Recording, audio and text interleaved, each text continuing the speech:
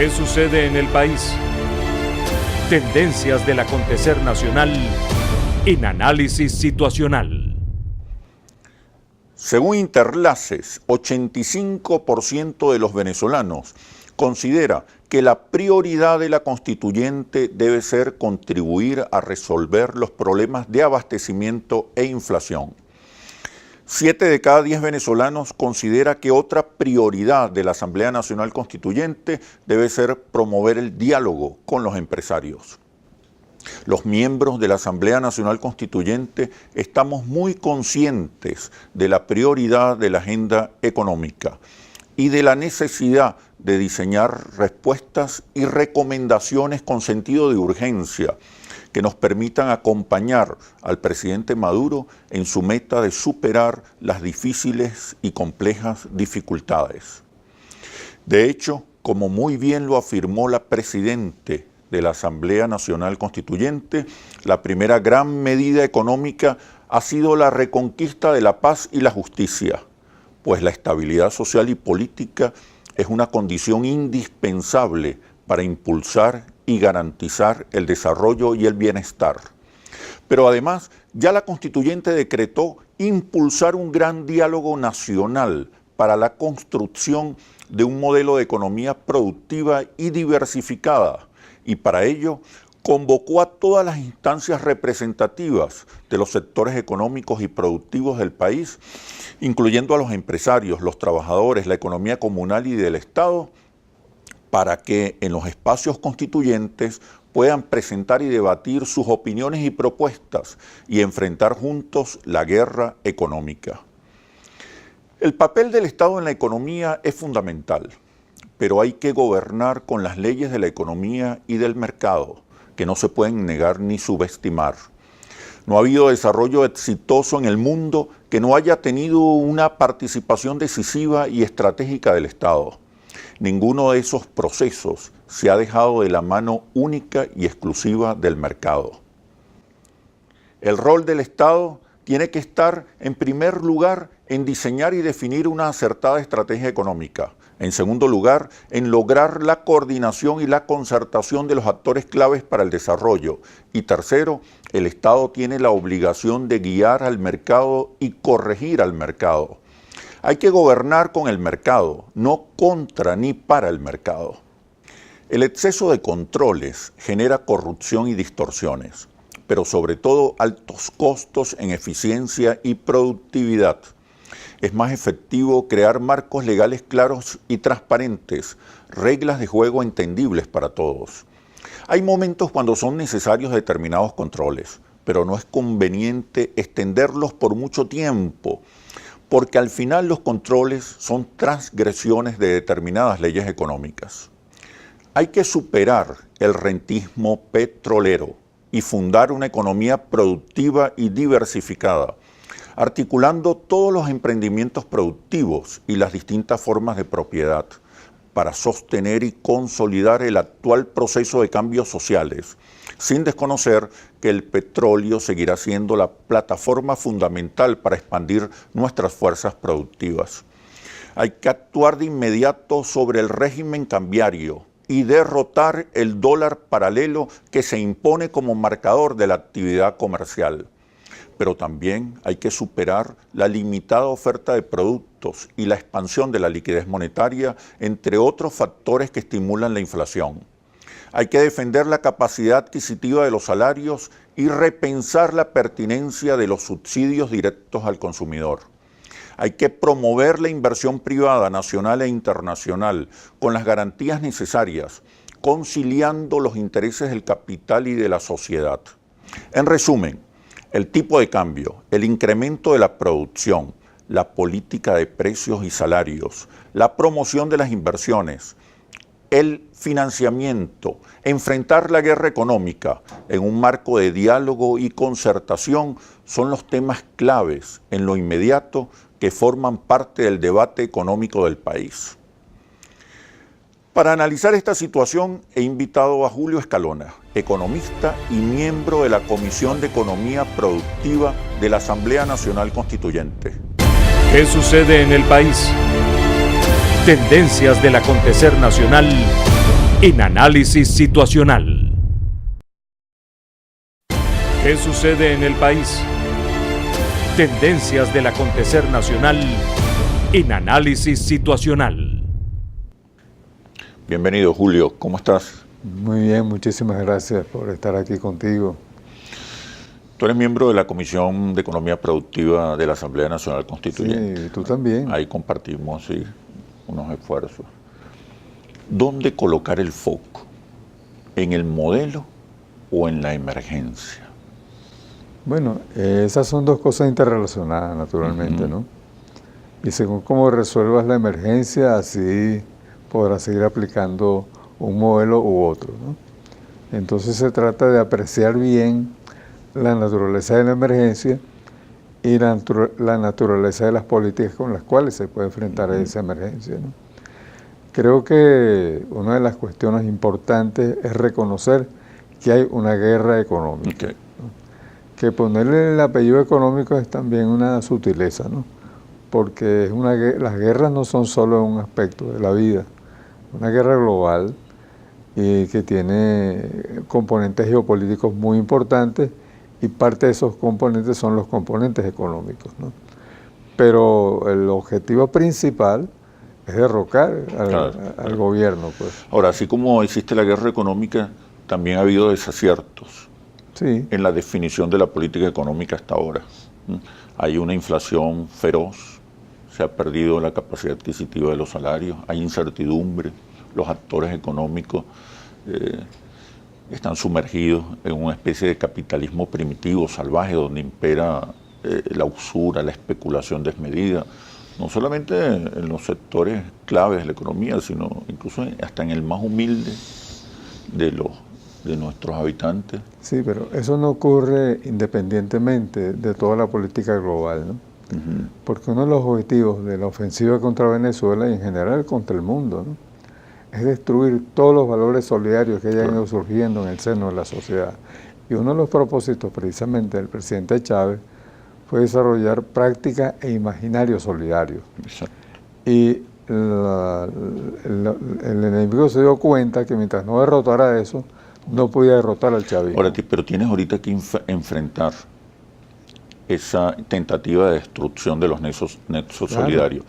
Pero tienes que enfrentar. ¿Cómo enfrentar la especulación, la inflación? Bueno, fíjate, una de las primeras medidas, ¿no?, tiene que ser dar el ejemplo, pues. Okay. Tú no puedes exigir que la gente se apriete el cinturón, ¿no?, si tú no ves que el empresario se apriete el cinturón también y que el gobierno, sobre todo, se apriete el cinturón. Se apriete el cinturón no significa rebajar aquí, quitar por allá, significa una actitud ética, significa que hay que mantener una posición, ¿no?, de una moral sólida, para que el país pueda entender que todos estamos viviendo la crisis, todos la estamos experimentando y que parte de la democracia no es que mientras unos sufren, otros viven. Ahora, yo creo, por ejemplo, que uno de los puntos fundamentales, el primer punto de la agenda económica urgente, es resolver el problema cambiario. Bueno, fíjate, yo creo que ha creado distorsiones. Yo creo que no profundas. Hay un comienzo de ese tipo. Yo creo que hay un conjunto de medidas globales y que tienen que implementarse logrando cambiar la situación que tenemos de conjunto. Okay. Y eso significa respuestas inmediatas, porque la gente ya no puede esperar más. Eso significa respuestas inmediatas, ¿no? Okay. Entonces, por ejemplo, ¿cómo cuáles? Bueno, por ejemplo, si no se comienza por combatir la corrupción, es difícil resolver otros problemas. ¿Cómo combatir la corrupción si hay políticas que estimulan la corrupción? Porque, por ejemplo, la corrupción no es un simple problema ético, ¿no? La corrupción es un mecanismo económico. Y si no lo vemos así, es difícil enfrentarlo.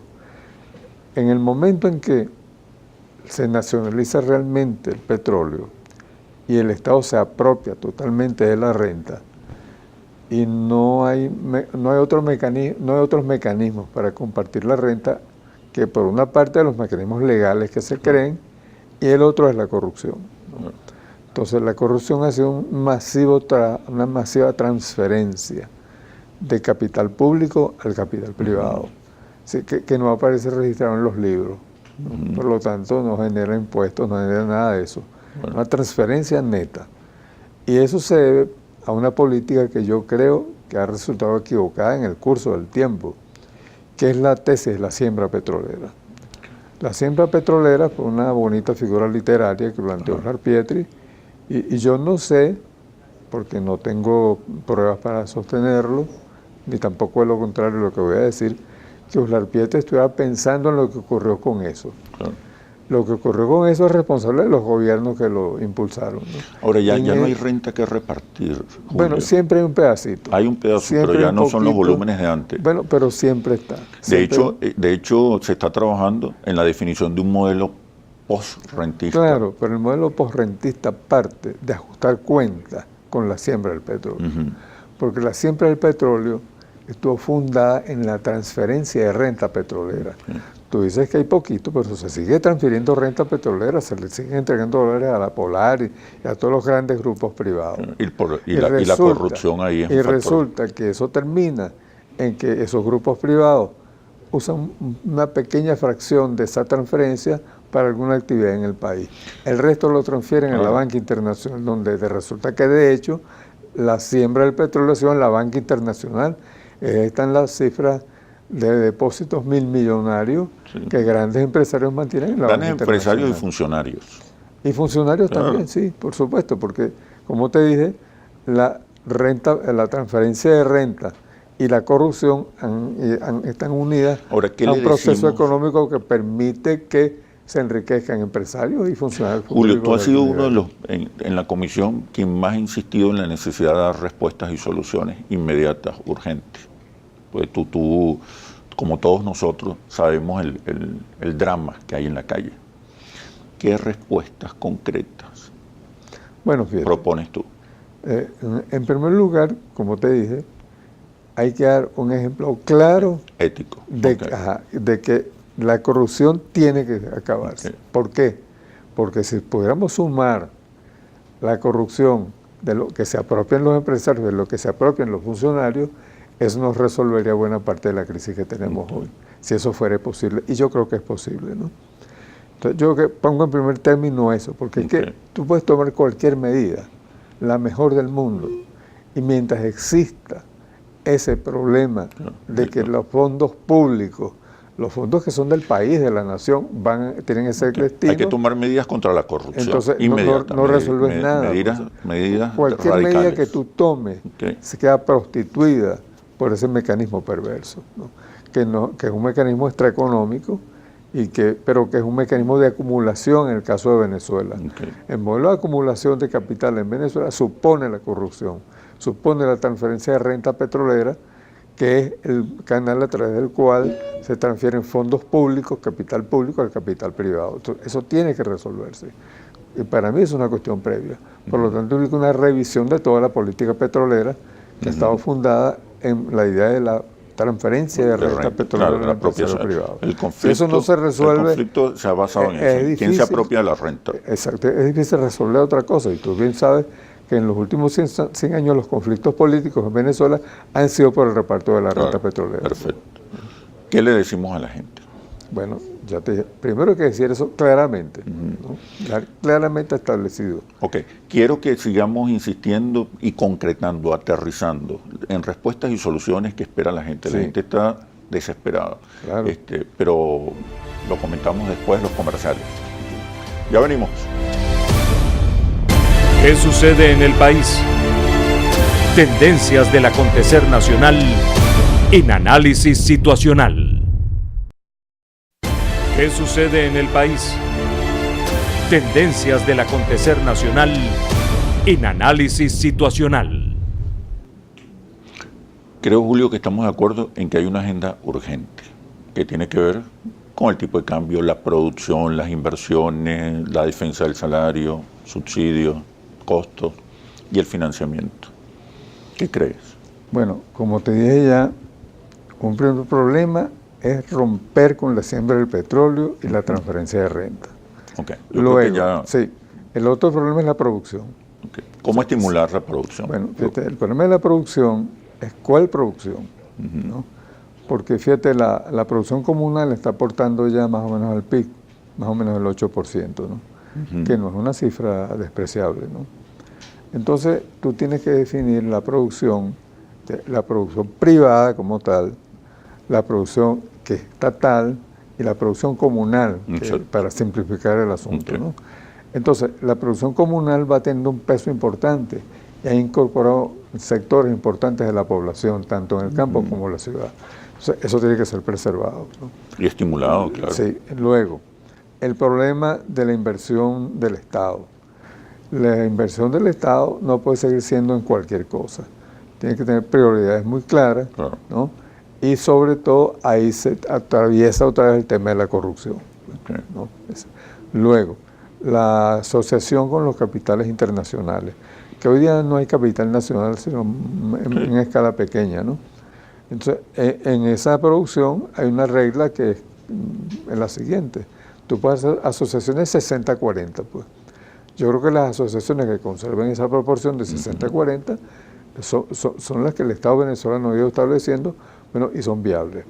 El punto ahí está en el problema de la soberanía, ¿no? O sea, en esos contratos, por ejemplo, los litigios no pueden ser resueltos en tribunales internacionales. Ahora, ¿cómo promover la inversión? ¿Cómo garantizarles condiciones seguras y ganancias justas? Hay referencias ¿Qué es la de eso. lógica? Hay referencias de eso en Cuba, en China. O sea, hay referencias en las cuales el que invierte establece unas condiciones de ganancia. Incluso en Cuba son más flexibles con respecto a la porción accionaria en manos del Estado. Sí. El que invierte, bueno, espera, eso se negocia, pues. Entonces, es posible una alianza con el capital, por lo menos en una etapa donde hay que impulsar la fuerza, pero una larga etapa. No es que es posible, la hay. Es necesario. Hay una alianza. Ahora, el problema son los términos de esa alianza y eso es una negociación en la mesa, pues. A partir de ciertos principios que en Venezuela creo que están claramente establecidos, pues. Entonces yo creo que respetando esos principios. El tipo de cambio. Bueno, yo creo que el tipo de cambio no es posible liberarlo por ahora. ¿Por qué? Bueno, porque la liberación del tipo de cambio tiene que formar parte de un conjunto de medidas. No, por supuesto. Que se tomen. Política monetaria, política fiscal. Sí. El problema clave es que mientras subsista la circunstancia de guerra en el país, entonces es un arma. Ahora, ¿tú estás de acuerdo en que hay que ir a un tipo de cambio razonable, real? Yo creo que el objetivo debe ser un cambio único en la distancia. Y el Estado va a tener participación, injerencia. Claro. Ahora, el cambio único, mientras existan las circunstancias de guerra, no es posible establecerlo. Pero ¿hasta dónde podemos llegar, pues? Ahora. Mientras estamos en guerra, a una brecha entre el paralelo y el oficial más pequeña. Puede ser.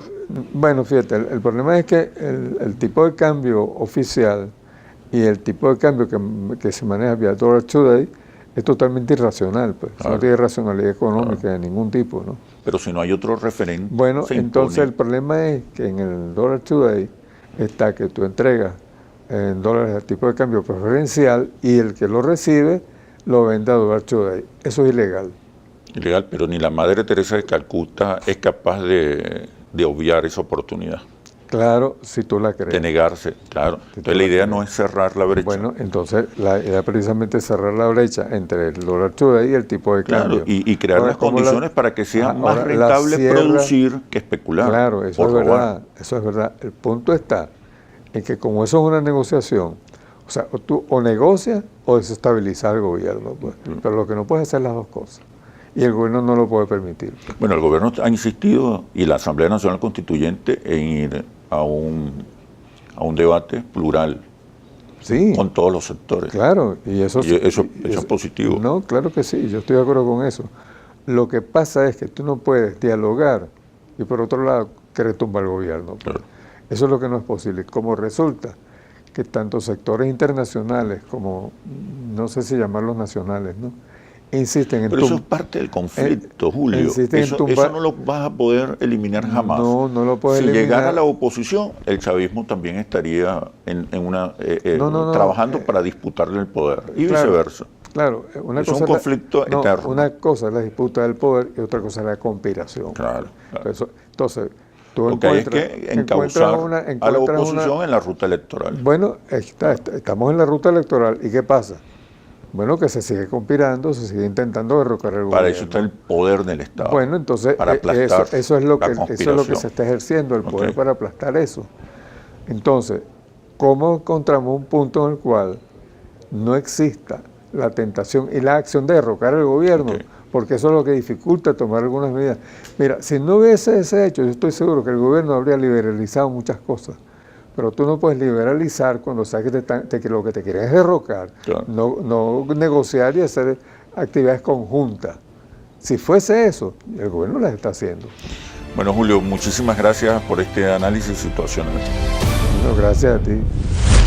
Así culmina este análisis situacional. Los invito a seguirnos por nuestras redes sociales @interlaces y @asituacional o visite nuestro portal interlaces.com. Soy Oscar Chemmel y los espero en un próximo análisis situacional por Globovisión. Aquí nos vemos todos.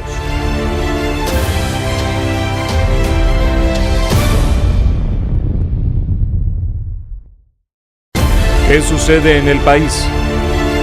Tendencias del acontecer nacional en Análisis Situacional.